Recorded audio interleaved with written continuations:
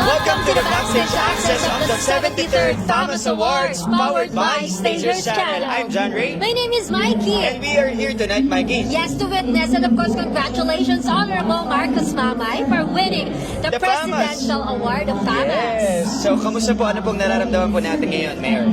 Overwhelmed po tayo, no? So, napakalaking karangalan na ma-awardan po tayo, ma-recognize tayo for this Presidential Award. So, pambira to, no? So, we thank you so much for this to the FAMAS. So, sana tuloy-tuloy po ang pagbibigay natin ng mga awards, recognition sa mga kapwa natin, no?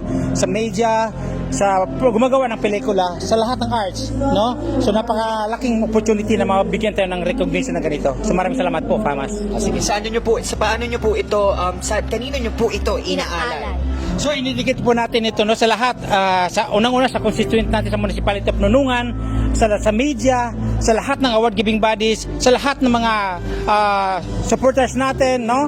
So kaya nga alam kong sinasabi, hindi tayo nakapokus sa isang bagay, no. So we have to support all sectors, no. So sa akin naman bilang isang elected official, so kailangan suportahan din natin yung showbiz industry, yung movie industry para kahit papaano hindi sila ma-deprive when it comes to sa lahat ng binibigay recognition na binibigay ng lahat ng mga award-giving bodies. Alright. Maraming salamat po, Honorable Marcos Mamay. Hopefully, yung advocacy natin ay hindi lang dito magtatapos. Yes po. Maraming salamat po. Sana tuloy-tuloy na to. Maraming salamat, FAMAS. Thank you very Thank you much so po. much. And Once again, this is Honorable Marcos Mamay, our FAMAS Presidential Award.